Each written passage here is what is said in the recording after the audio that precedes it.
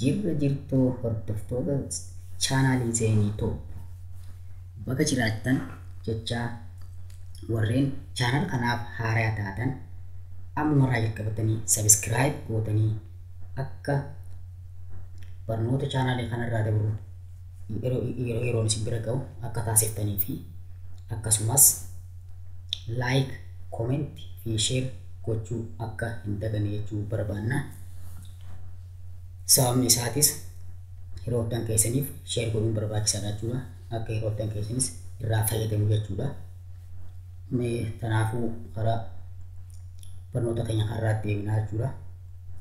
Barnoota keenya har'aa barnoota baayoloojii tokkoffaadha. Yuunitii tokkoffaa paartii sadaffaadha jechuudha.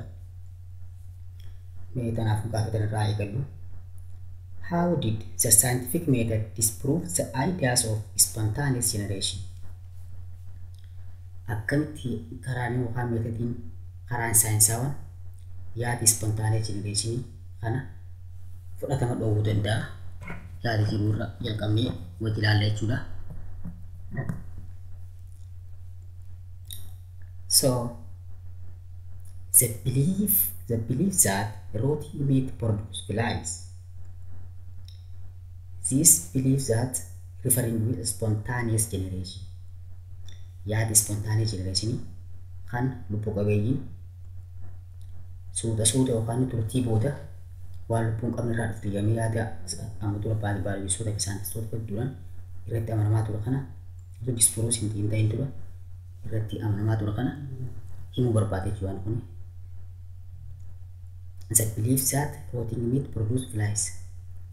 Yaada yookaan amantii rotting meat foon tortore bararoo yookaan immoo waan babbararoo yookaan akka wanti isaa kana uumaa jedhanii isaan lafa kaa'antu jira. Sun immoo dispuruuf taachuu karaa scientific methodiitiin. So in 1668 an Italian biologist Francisco Redi did just that. Kan jechuun maal jechuudha? Bara 1668 an Italian biologistiin biyya Xaaliyaanii Francisco Redi kan jedhamu yaadi kana yookaan yaadi qorannaa foon tortoree fi bararoo argamu kana gaggeessee jechuu isaati. Many scientists consider this to be the first true experiments. He used wide mouse jars containing meat.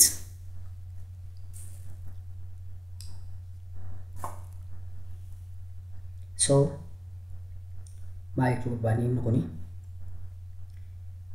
saayintistoonni hedduun yaadi inni Francisco Redi raawwate kun maal jedhanii itti amananii first true experiment yaadi jalqabaa kan dhugaa qorannaa jalqabaa kan dhugaa jechaa itti amanaa ture jechuudha.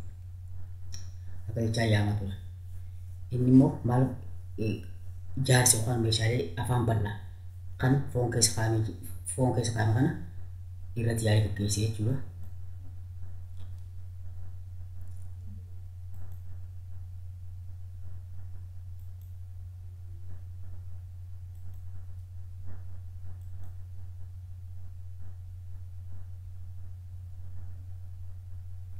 So kunis some jars were left open jaa amma Francisco Redi kun yeroo yaadii raawwatetti waan afaan bal'aa kan jaarsa jedhamu fayyadame jennee jaarota kana jaarii walakkaa takka banaa dhiisee jechuudha.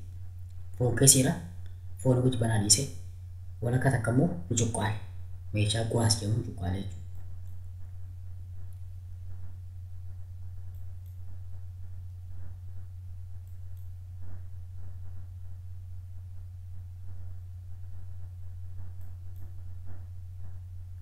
So after several days, guyyaa hedduu booda maggot and flies could be seen in the open jars. Jaarsi yookaan meeshaa banamee jiru kan foon keessa jiru kana keessatti maggootni waan akka raammoo gosa raammoo fakkaatuu fi bararoo yookaan immoo waan akka titiisaa waan akka booqedhaa jechuudha. Waan akka booqedhaa tan babbarartu jaarii yookaan meeshaa banaa jiru sun keessatti argamee jechuudha. But none appeared in the closed jars. Garuu meeshaa jaarsi qadaadama kan qadaadame kan kuwaasiidhaan qadaadame sun keessatti bararoo fi maagootiin tun hin argamne jechuu isaati. He maintained all the jars under the same condition. Jaarii banaa jiruu fi jaarii dhufamee jiru kana yeroo wal fakkaataa fi bakka wal fakkaattuu kaa'uu isaati jechuudha. Ammas akkasumaanuu controlled many variables. Variables yookaan jijjiiramoota silaa jaalii isaa kana faalleessuu danda'an control yookaan ittisaa turuu isaati.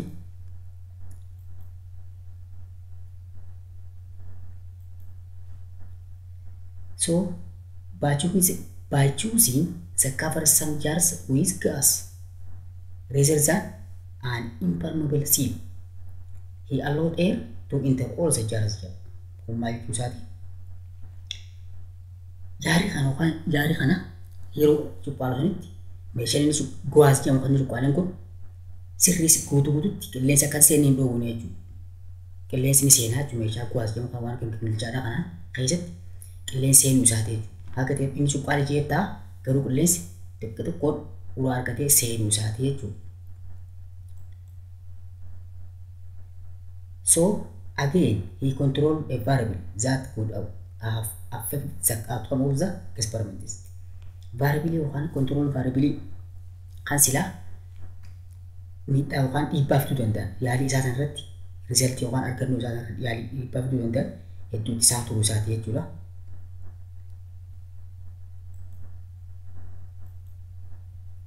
So his results matched his prediction. Yaaliin isaa akkuma inni yaaletti akkuma inni tilmaameen wal fakkaatee jechuudha. Walitti dhufe jechuudha. Waan inni tilmaamaa ture walitti dhufuu isaati jechuudha yaaliin isaa. Matched his prediction jechuun walitti dhufuu isaati. When other people tried to experiment, they too got the same results. Baay'innistoonni biraa yookaan immoo namoonni biraa yoo yaalii isaa irra deebiin gaggeessan argannoo wal fakkaataa argatanii jiranii jechuudha. So Reddy was able to conclude that flies cannot be produced from rotting meat. Kanaafuu xumuratti maal jedhu xumuraa yookaan immoo maal jedhu gulaalee yaada xumuraa kana Reddy'n kuni Francisco Reddy'n kuni wanni akka bararoodhaa ta'ee wanni akka raamuudhaa foon tortorerraa hin argamtu jedhee lafa kaa'ee jechuudha. He also went on to say that it was unlikely that any form of spontaneous generation was a possibility. Kana jechuun akkas jee jiru immoo garuu deebi'ee ammas maal jechuu isaati akka hin beekamnetti yookaan immoo akka tasatti spontaneous generation ta'uu isaati ni ta'aa jee amanaa ture jechuudha.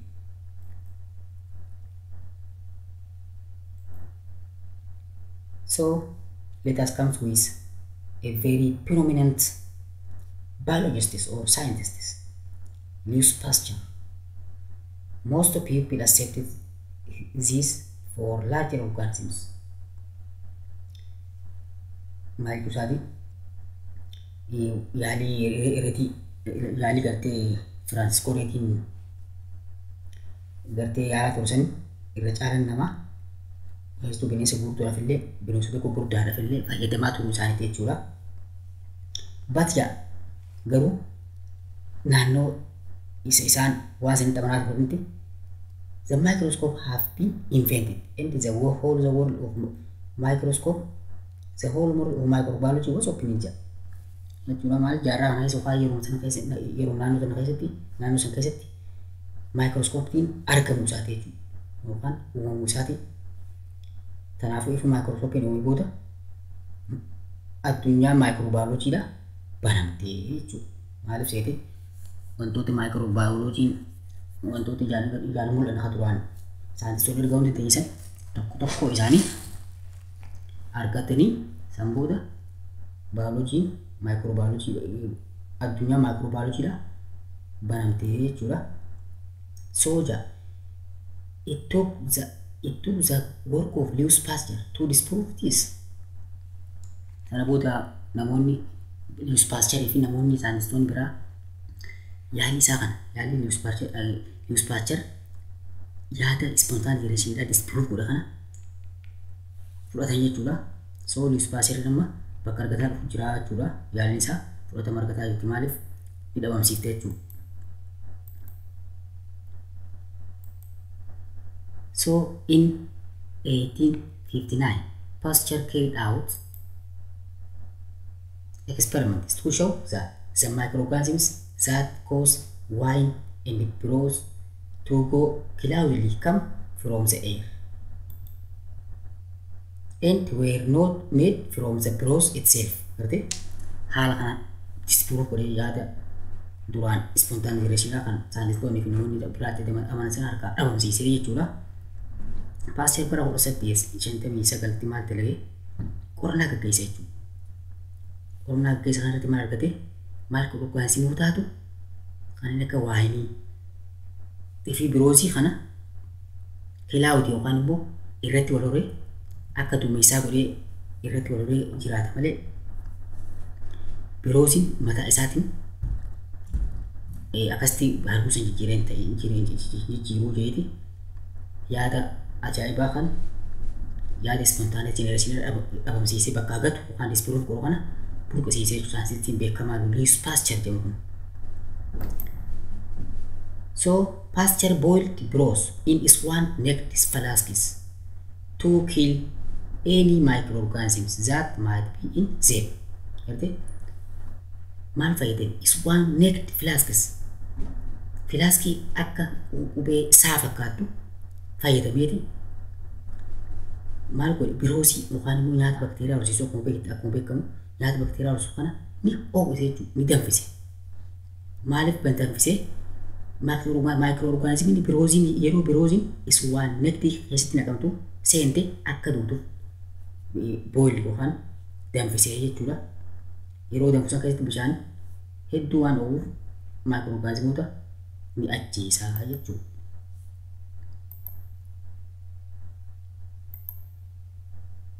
So the boiled force steam and air out of the flasks. Yeroo bishaan san yookaan biroosii nyaata biroosii kana danfisu bifa urkaatiin yookaan bifa qilleensaatiin filaaskii keessaa bahaa jechuudha. Oomishuun jechuudha yeroo bishaan danfu. When the boiled stopped, yeroo boiling stop yookaan immoo dhaabbattu danfisuun dhaabbattu the prose cooled. Biroosiin kun ni qabbaneessee jechuudha biroosii kana. Air was sucked back into the flasks. Qilleensi karaa filaaskiidhaa seenee jechuudha. Ifa wanni biroosii kun qabbanaa'ee booda jechuudha itti irraa fuudhamee maantana san jechuun himuu barbaadete jechuudha asirratti himnu kuni. Sanaafuu maal seete some contained a filter to prevent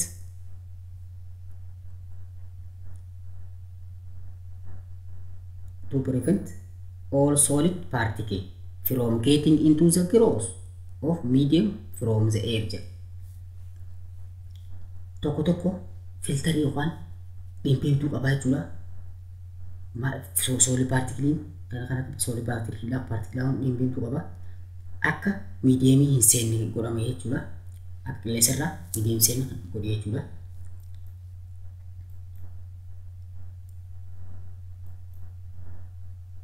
So others had no filter jedha. Walakkaan takka immoo swan-necked kun yookaan biikariin bifa saa qabu kun filtariin qabu jechuudha. Waan isa dhiibbee yookaan calaltee microorganismii kana akka dhabamsiiftu akka biroosiin seenne gootu hin qabu jechuu isaati. But in this the dust or the microorganisms in the air settled in the lowest part of the neck of the flasks. Kanaafuu qafiltanii qabna keessa maatu microorganismoonni yookaan destiin microorganismoonni eessatti settled yookaan immoo taa lower party mormi yeroo akkatti mormi isaa kun yeroo akkatti dabu bakka dabe sanitti walitti qabamanii jechuudha. Maaltu walitti qabama? Microorganismoota alaa seene santu walitti qabamaa jechuudha. Osoo birooziin ga'in itti beeku. Biroozii biraan ga'u jechuudha. Asuma qabamee hafaa jechuudha. All the flasks were kept under the same condition in Pasteur laboratory. Gartee filaaskonni Pasteuriin Louis Pasteur fayyadamuun laboraatoorii isaa keessatti kondiishinii wal fakkaataa keessa hojjetaa jechuudha. Kan qadaatamee fi kan hin qadaatamin jechuudha.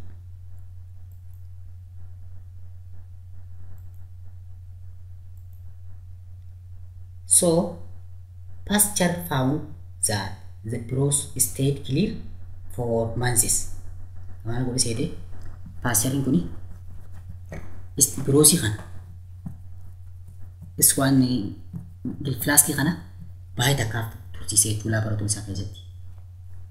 As a into this time dhumarratti ifa guyyaan eegoota he treated the flask in one of the three ways. Karaa sadii diriitu jechuudha flaskii kana.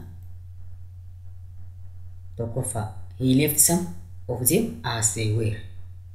Tokko akkuma inni jirutti itti dhiise. Lammaffaa he broke the necks on some. Tokko irratti morma isaa kana morma qubee isaa qabu kana irraa muree jechuudha. Irraa cabse. So he tilted others to allow the dust in the low parts of the neck to mix with the birose. Tokko maal godhe tilted. Fuuletti akka isa inni walitti dabu taasisee jechuudha. Maaliif neekii kanaa fi biroosiin kun akka inni wal seenutti jechuudha. So haala kanaan karaa sadeen kana fayyadamaa ture jechuudha. Louis Pasteur.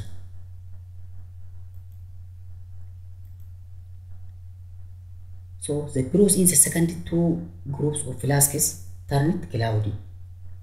Biroosiin secondii garee lammaffaa keessa kun cloudy ta'e jechuudha. Due to what the presence of microorganism waan keessatti seenee jechuudha. Uraa waan akkasitti keessatti seenee waan jiruuf cloud yookaan immoo inni gurraachomse halluu jijjiiree jechuudha. Biroosii kanatu nyaata microorganismii kana.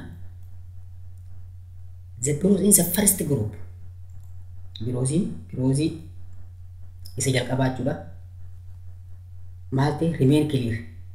Microorganismiin irratti wal horree jechuu isaati jechuudha.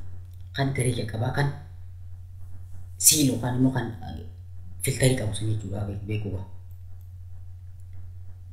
One stage in the scientific method is to do background research. Kana jechuudha. Haala kanaan yaada isaanii harkaa dhabamsiisee booda karaa scientific metodiitiin yaadni kun dhabumatee jechuudha. Pasteur certainly did that jedha. Maaliif scientific metodii background research kana dalagee jira jechuudha. Pasteuriin maaliif isa dura jechuudha. Louis Pasteur kana dura saayintistoonni jiran kan yaada spontaane generation disprove godhan. San hordofee jechuudha kan inni irra deemee jechuudha. He knew that other scientists had tried to disprove spontaneous generation before him. Isa dura yaada spontaneous generation kana saayintistoonni disprove godhuuf yaalii godhanii jira jechuudha. Adeemsi isaan itti hordofan san hordofeeti ittiin milkaa'ee jechuudha. So he was able to draw on the result of their experiments. Waan argannoo saayintistoonni isa dura ture raawwatan irratti risaltii san irratti diroo godhee improve godhee deebi'ee gartee adeemsi isaan experiment yaada isaan gaggeessan laalee risaltii isaanii ifa laalee booda deebi'ee improve godhe isaan irraa xiqqoo fooyyesseeti itti fufee karaa kanaan haala kanaan milkaa'ee jechuudha. So let us start with the other questions. Yeroo yaada spontaneous generation Louis Pasteur jedha kana jala baanu kana keessa baanu yaada biraa garuu waliin qabata kana haala lume. What do we mean by cause and effects? Cause sababaa fi effect yookaan immoo jijjiirama jechuudha. Ilaalla jechuudha. Scientific experiments try to establish cause and effects. karaan saayinsawaan yaaliin saayinsawaa maaliif deebisaa sababaa fi effektii yookaan jijjiirama yookaan miidhaa affektii yookaan immoo jijjiirama wayii irratti saniif maaliif deebii kan itti jechuudha. Scientific experiment maaliif yaaliin saayinsawaan kun tanaaf barbaachisaadha. Step by step suutatti deema haala saniin sababa wayii waan tokkootii fi miidhaa yookaan effektii yookaan waan sun maaliif akka miidhame maaliif akka waan akkana ta'e kan itti adda baasan jechuusaati. This means that they try to prove that a change in one factor brings about a change in another factor. Como jechuun maal jechuusaati? They try to prove that change la jijjiiramni factorii yookaan taateewwan tokko irratti dhufe taateewwan jijjiiram taateewwan biraatiif sababa ta'uusaati kan himuu barbaadu. The factor that the scientist changes or manipulates is called the independent variable or IV or in short for short. Machuutti faaktaroonni saayintistoonni jijjiiruu yookaan manipulate itti hidhamuu danda'an maal jedhama? Independent variable. Variable if danda'a jedhamee beekamaa jechuudha.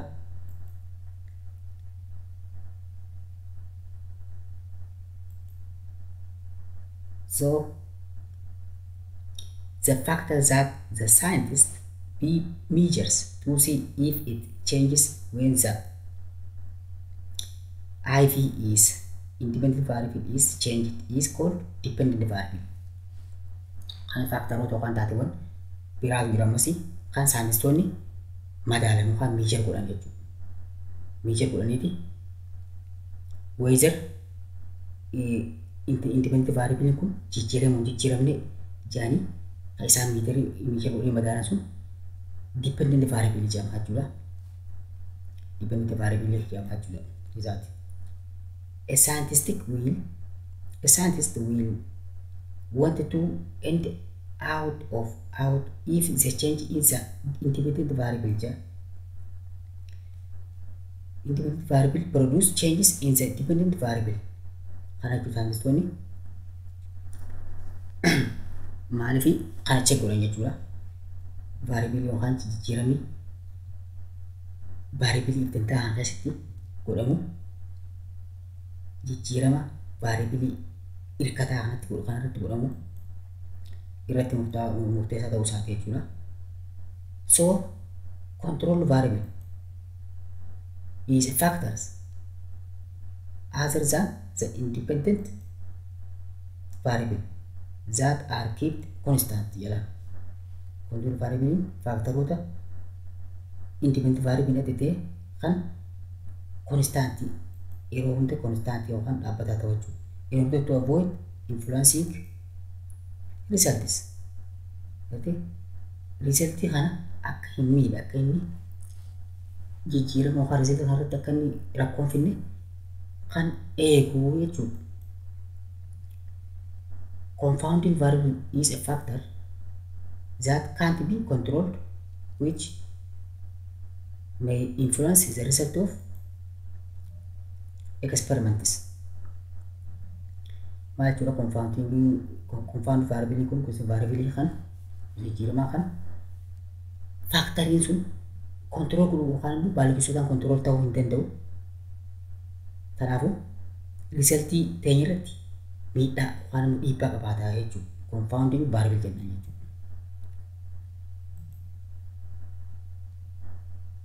So let us come with a review question. May review question irratti haaseenu. Choose the correct answer from A to D. Which was the best to describe the science is that what science is? A body of knowledge. B, a way of doing experiments. C, a way of looking at and thinking about the natural world. D, a series of ideas sorry. So tanaafu mee gaafii tanaa ilaallu. Gaafiin tun kamtu waan saayinsiin ta'e. Saayinsiin maal akka ta'e kan ibsu kamii jaana kanneen afuran kana keessa body of knowledge qaama beekumsaati. A way of doing experiments qaama waan takka yaali gaggeessuti. Ja a way of looking at and thinking about the natural world. Karaalee uumama yookaan immoo uumama addunyaa kana itti ilaalluu fi itti yaadnee itti irra geenyu jechuudha. A series of ideas. Kanaafuu the correct answer C. Science is a way of looking at and thinking about the natural world. Kana jechuun science jechuun. Okay, the next option. Number 2. The scientific method involves A. Putting forward hypothesis in a form that can be tested. B. Carrying out experiments. C. Analyzing results and drawing conclusion. D. All of the above. So simply the correct answer is all of them, because the scientific method involves all. Tartiin yookaan immoo karaan saayinsawaan kun jara dubbatame kana hunda ni hammata. Kanaafuu deebisaa daa taachuu dhumatti. Okay, third. Gaafii sadaffaa. Which of the following is not a type of biologist? A. Genetist. B. Entomologist. C. Astrophysics. D. A doctor. So simply kanneen keessaa kan biologistiin ta'in kamiyyuu isaati. Genetistiin kan gosa biologistii kan waa'ee genetiksii qoratu yoo ta'u, entomologistiin immoo gosa biologistii kan waa'ee ilbiisootaa qoratu yoo ta'u, astrophysicstiin immoo kan waa'ee astronomoofiziksii yookaan immoo waa'ee hawaa fiziksii yookaan immoo saayinsistii waa'ee hawaa qoratu jechuudha. Kanaafuu dooktar jechuun immoo saayintistii waa'ee qorichaa waa'ee fayyaatiin waa'ee fayyaa qoratu jechuudha. Kanaafuu deebisaan caala jechuudha. Kun waa'ee fiziksiiti. Gosa saayintistoota akaadamii fiziksiiti jechuudha. Akaadamii baayoloojiitii miti. Kanaafuu caala kan deebisaan. Gaafii afuraffaa kan ilaallu. Scientists often use statistics when drawing conclusion. Jechuudha. A. Statistics are more accurate than human opinion. B. Statistics are more reliable than human opinion. C. Statistics are infallible. D. None of these. Kanaafuu kan drawing conclusion statistics kan ta'e kami baadaa jechuudha. Statistics are more reliable than human opinion. Yaada namaatirra kan baay'ee reliable ta'e kan dhugaa wanta akka sirriitti nu akeekee kan dhugatti nu oofu jechuudha. So in the fifth question, the independent variable in an experiment is the variable that A. is measured by the experiments. B. is controlled by the experimenter. C. is changed or manipulated by the experimenter. D. upset the reality of the results.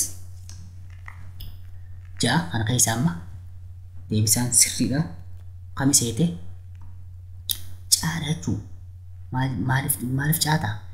The independent variable in an experiment is the variable. Gosa variable if danda'an experiment yookaan yaada keessa gaggeeffamu variable akkamiiti jedhe. Variable change yookaan jijjiiramuu danda'u jechuudha. Yookaan immoo biologistotaan change yookaan manipulate ta'uu danda'u jechuudha. Kan to'atamuu danda'u jechuudha independent variable saayintistootaan jechuudha. So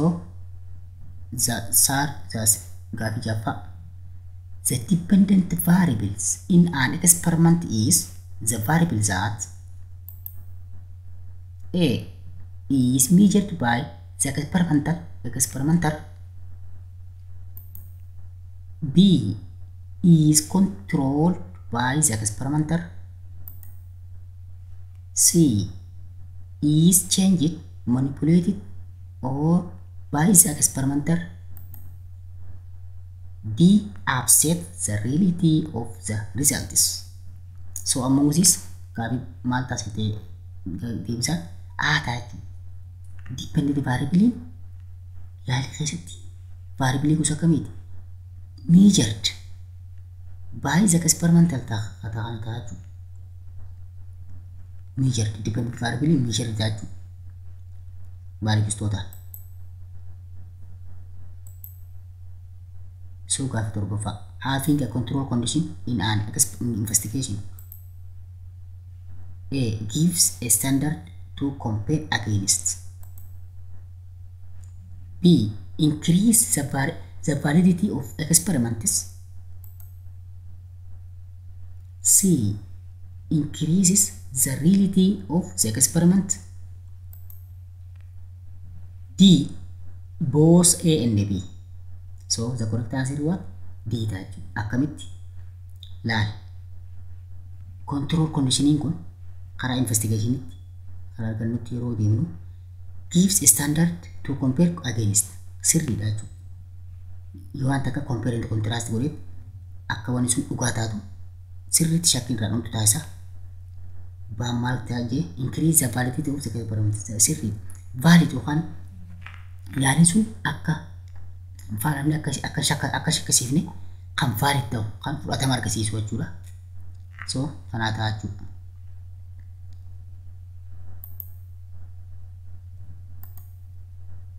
okay gaafsi detafa publishing reports of biological investigation in scientific journal is important because A it allows biologists all over the world to understand your report. B it allows biologists all over the world to repeat your investigation. C it allows biologists all over the world to challenge your results. D all of the above. So simply what the correct answer is D taatu kumanta sini baasa jirutti maalifi hundi isaanii waa'uma scientific investigation dha keessattuu journal yeroo qotaama takka waan takka argattee argannoo san karaa bifa joornaalitiin kitaaba addunyaa guutuu jechuun argannoo namaa ol kaawwachuu joornaal jechuun riisichii ati hojjette namni hundi hojjete wanni sun yoo karaa saayinsawaa waan fudhatama qabaatte joornaal irratti paablish godhatta jechuudha ol upload godhatta jechuudha akka mukkeen wantoota footoo garaagaraa feesbuukaa fi gartee chaanala kan hundarratti upload godhu kanatti joornaalii addunyaatu jira kan waan ati argattan argannoo kan riisichii kan qorannoo kan keessan upload itti gootee ittiin beekamtu jechuudha. So tanaafu hundi isaanii kanuma himaa jechuudha. It allow biologists all over the world to understand your report. Reportiin tendee sun fudhatama waan bareedu taateef biologistoonni addunyaadha akka irraa fudhatan jechuudha. Akka sirriitti hubatan taasifama. Inni itti aanu immoo maal jedhu it allows biologists all over the world to repeat your investigation. Irra deebanii waan ati argattan akka qoratan kan taasisaa jechuudha. It allows biologists all over the world to challenge your result. Maal jechuudha kuni mormuu jechuudha. Resultii hanqee kana sirrii miti mormuu ni mormuudhaaf ni oolaa jechuudha. Yeroo joornaal gubbatti publish gootu jechuudha. Waan sila argattu kana. Kanaafuu hundi isaa deebisaa ta'a jechuudha. Gaaffii sagalaffaa ilaallume. The scientific method is more reliable than opinion based on personal observation because A. Scientists are more reliable than other people. B. The scientific method involves gathering information from controlled experiment to prove to disprove a hypothesis. Maal jedhu akkas jechuudha. Siin immoo observation is not a valid scientific technique. D. Scientific method always gives the correct answer. So kan keessa gaafiin inni sirriidha kami baadha deebisaan baata wanni baata'uuf maal seete scientific method kun more relevant isaan opinion based personal observation maal jechuun isaati waan takka scientific method karaa saayinsaawudha qorannoo gaggeessaa jechuun karaa saayinsaa kanaan scientific method jechuun waan akka mallattee ta'e ijaan waan kana ittiin murteessu qabatamaan yaalii gaggeessatti irra deebi'ee saayintistoota garaagaraatiin wanni sun piruuf waan sirriitti fudhatama argattee jechuudha. Shakkiin takka irraa dhumteeti. Kun immoo yaada namaa bakka waan takka laaltituma wanni takka yoo jiru taate waan kanaa itti roobe yookaan immoo waan kanaa taate itti biraa kuttaa yookaan immoo biqiloota magariisa yoo gartee halluu magariistee mayiru taate ati akkanumatti boo aduu argattee bootun waan aduu argattee kana taatettee biraa kutta garuu sirrii miti. Tokkotti biqila san aduu dhabuu fi argachuu isaa aduun isaa ta'uu dhabuu isaa yaalaan yeroo mirkaneessitu scientific methodidha jechuudha. Kanaafuu deebisaan sirriidha baadhaa jechuudha. Gaafii lafattaa deemume. The reliability of an experiment is increased by A. Carrying out repeat experiments. B. Minimizing personal judgment. C. Working as quickly as possible. D. Using the most appropriate apparatus. So tanaafuu the correct answer C. Working as quickly as possible. Maalif the reliability of an experiment is increased by working as quickly as possible kana taatu. Amma sirriitti saffisaan yeroo irra deddeebine dalagu jechuudha isaati. So this is the end of our today's lesson. Haga lesson biraatti wal dabarutti nagaatti jechuu barbaanna.